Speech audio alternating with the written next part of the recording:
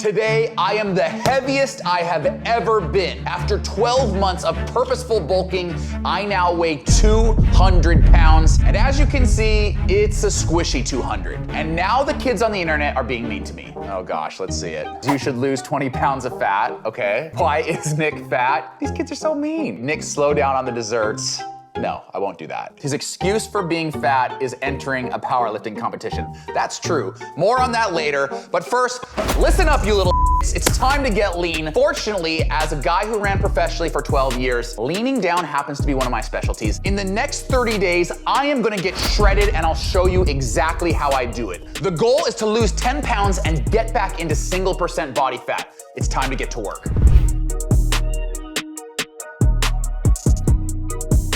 I think you'll find my advice on leaning down is somewhat unorthodox. At no point in this video will I try to sell you a meal plan or sell you magic weight loss pills. I may try to sell you non-alcoholic beer. You are welcome to take or leave the advice that I give in this video. It's simply what has worked for me in the past. To be honest, I don't care what I weigh. I care what my percent body fat is. And I use a smart scale. This one is from Weight Gurus, there's many out there, but it keeps track of not only my weight, but more importantly, my percent body fat. And I only weigh myself one time per week. Day-to-day fluctuations can be so crazy, they're meaningless. One time per week, same time, every single Monday, I weigh myself and I keep track of just my percent body fat. And as you can see, after 1 week, I've actually lowered my percent body fat by almost an entire percentage point. Let's see what we can accomplish in another week with some smart caloric restriction. If you wanna lean down, you're gonna need to be in a caloric deficit. It's that simple. But there are two ways to approach a caloric deficit. And again, some unorthodox advice here. You need diet or exercise. That's right. You don't necessarily need both, and let me explain. You could lean down without working out a single day. That's true, but you're gonna have to adhere to an incredibly strict diet. Similarly, you can eat whatever you want, but you're gonna have to work out 5 or 6 hours a day. I've seen this done by pro marathoners. Most of us are gonna fall somewhere between those two extremes, and that's why doctors recommend diet and exercise. I am great at working out. I'm not so great at the dieting part, but I do have a couple tips and tricks when it comes to dieting that are relatively painless. Let's go talk about them. Now, when I'm trying to lean down, I don't radically overhaul my entire diet. I just make smart swaps, like I'll swap popcorn for potato chips, or I'll swap sparkling water for soda. My best move of all, this one saves me a ton of calories. This IPA that I love so much, a traditional Northwest IPA, has over 250 calories per 12 ounces. This non-alcoholic IPA from Athletic Brewing Company has just 65 calories.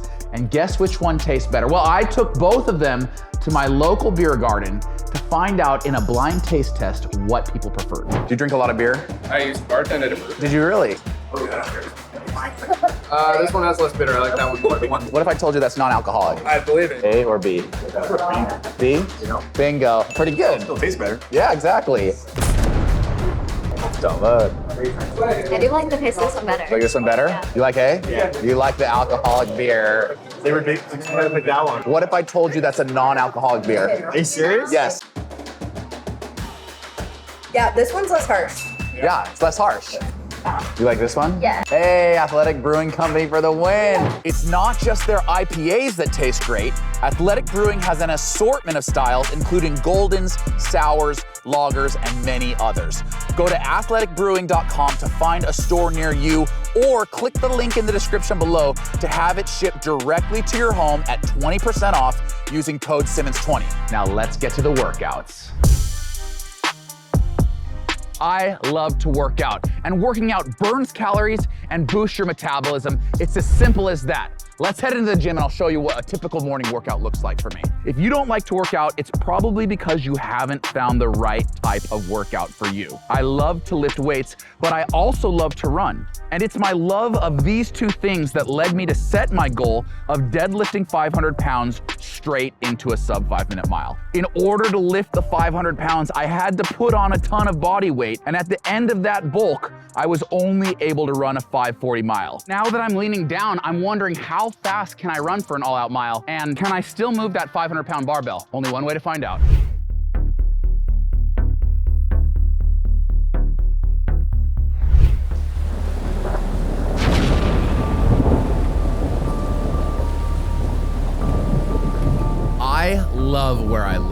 The weather in the Pacific Northwest doesn't always cooperate.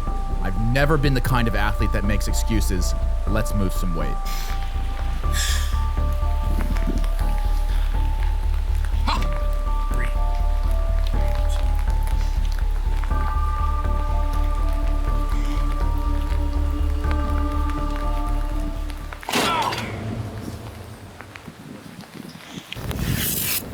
Now that I'm this light, skinny guy, I can't do the deadlift.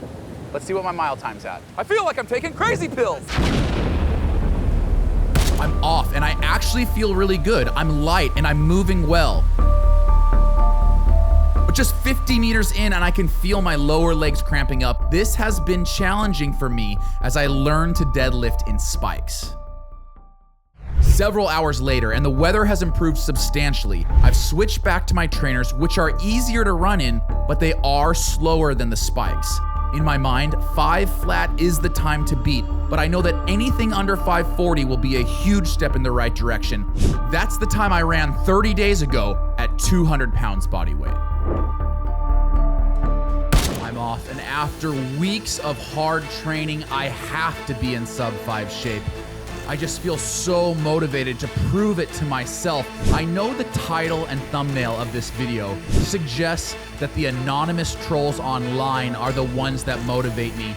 I promise you, as much as I love you guys out there, hateful comments don't motivate me. What motivates me each and every day is to push myself to the limits and see what this body is capable of.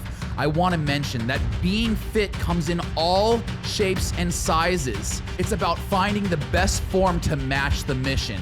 An elite marathoner that weighs just 100 pounds is fit for that mission, but so is a 350-pound strongman. Fit comes in all shapes and sizes. And the last thing that we need on our journey to greatness is unsolicited feedback from the online critics.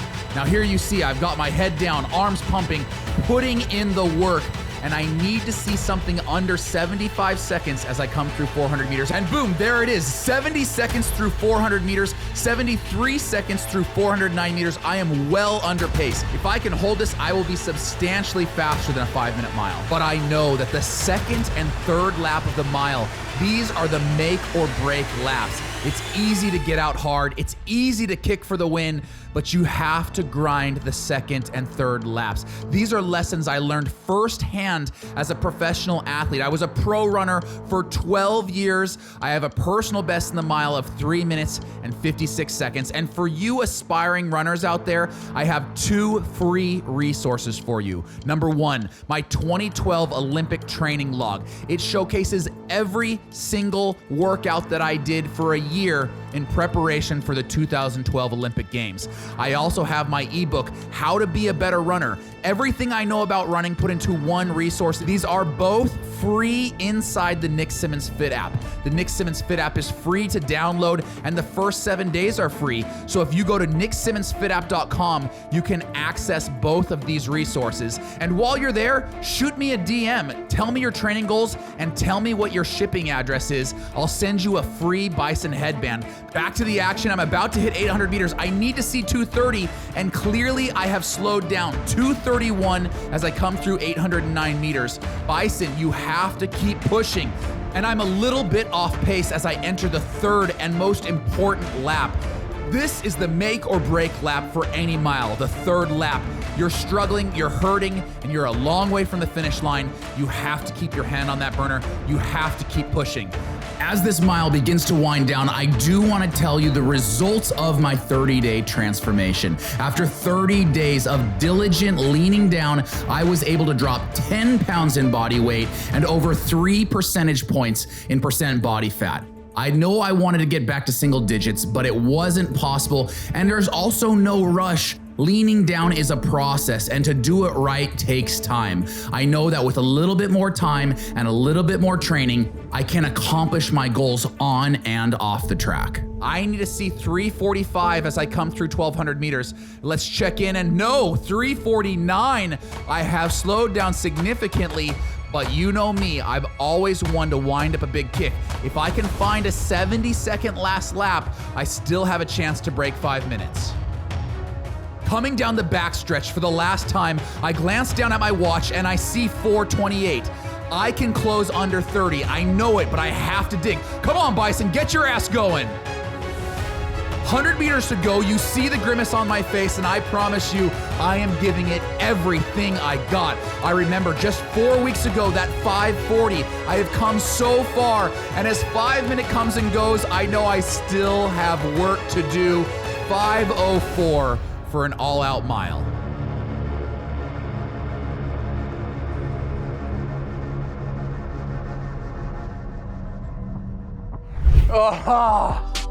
This goal is gonna kill me, you guys, but I'm thankful to have your support, thankful to have the support of great sponsors. I just gotta keep training. See you guys next week.